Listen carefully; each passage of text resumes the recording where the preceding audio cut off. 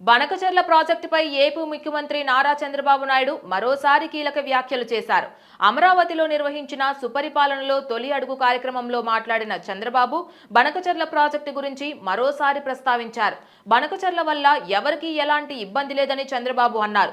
Banakacherla project ఏపీకి game changer అవుతుందని చంద్రబాబు అభిప్రాయపడ్డారు. గోదావరి నుంచి ఏటా 3000 టీఎంసీల నీరు సముద్రంలో వృధాగా కలిసిపోతుందని చంద్రబాబు వివరించారు. వీటిలో 200 టీఎంసీల నీటిని బనకచెర్ల ప్రాజెక్టు ద్వారా ఉపయోగించుకుంటే రాయలసీమకు ఉపయోగకరంగా ఉంటుందన్నారు. గోదావరి జలాల వినియోగంతో ఇటు ఏపీతో పాటుగా అటు తెలంగాణకు కూడా ఉపయోగకరంగా ఉంటుందని చంద్రబాబు సూచించారు. మిగులు జలాలను 2 రాష్ట్రాలు వాడుకోవచ్చునని సూచించారు. ఎంత వాడుకున్నా కూడా 200 టీఎంసీల కంటే ఎక్కువ నీటిని ఉపయోగించుకునే అవకాశం లేదని చంద్రబాబు అన్నారు.